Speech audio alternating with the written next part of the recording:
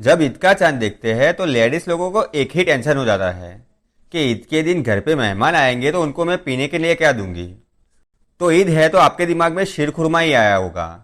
तो हाँ, आज एक अलग और सबसे आसान तरीके से शीर खुरमा बनाना मैं सिखाऊंगा।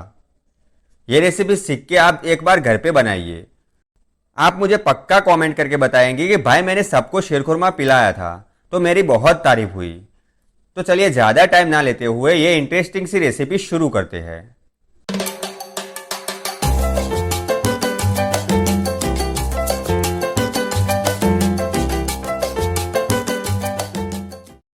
शीरखुरमा बनाने के लिए मैंने यहाँ पे 600 ml दूध लिया है। अब इस दूध को कढ़ाई में डाल के अच्छे से गर्म करना है और गैस को चालू करना है। अब इस दूध को 600 ml में से 400 ml हो जाए उतना उबालना है।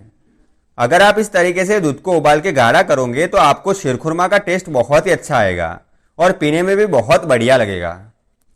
जब तक दूध उबलने के लिए आता है तब तक हम ड्राई फ्रूट देख लेते हैं। मैंने ड्राई फ्रूट में 8 पीस बादाम, 5 से 6 काजू, 10 से 12 किशमिश, 3 से 4 पिस्ता और लास्ट में 1 चम्मच जितना खोपरे का बूरादा लिया है। और लास्ट में मैंने 1 चम्मच जितना नारियल का बूरादा लिया है।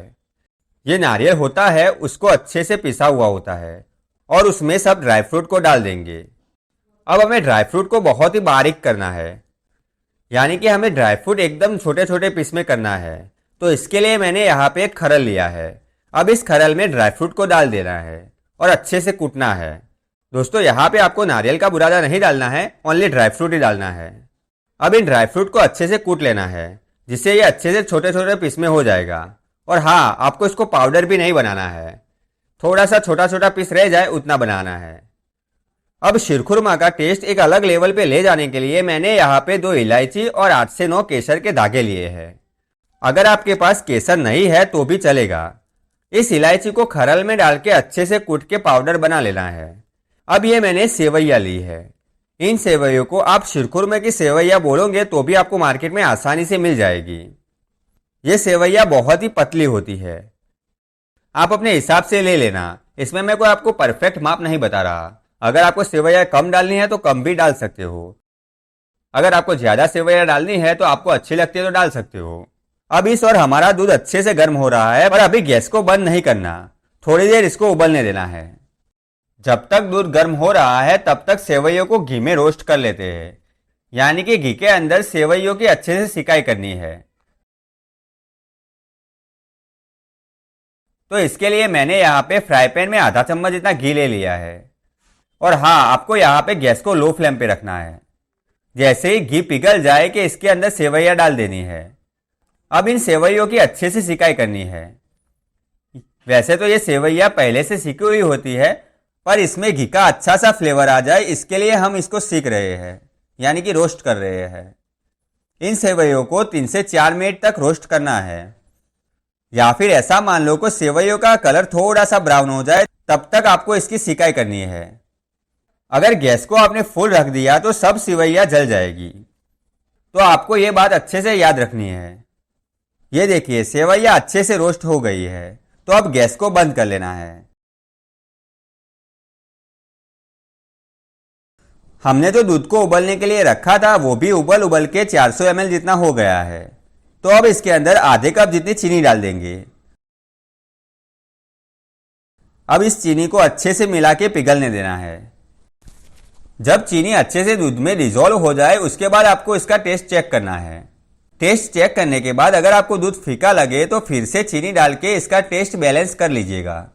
चीनी के बाद इसमें इलायची का पाउडर और केसर डाल देना है।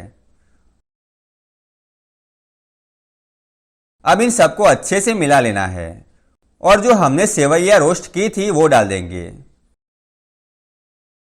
और अब इस शीरखुरमे को मीडियम गैस पे 2 से 3 मिनट तक उबालना है, यानी कि पकाना है।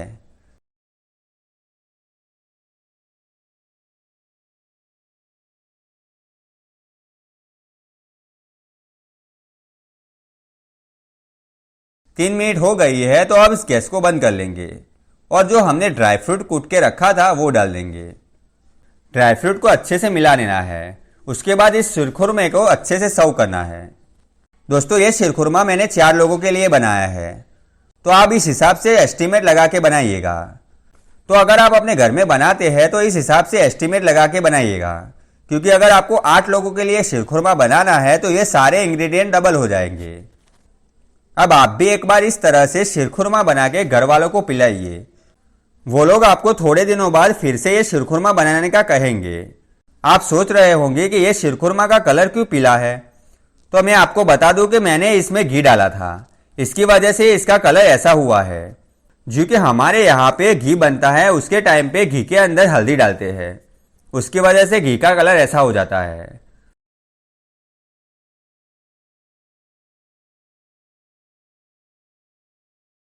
तो हमने घी इसमें डाला था, उसके लिए इसका कलर थोड़ा सा चेंज हो गया है।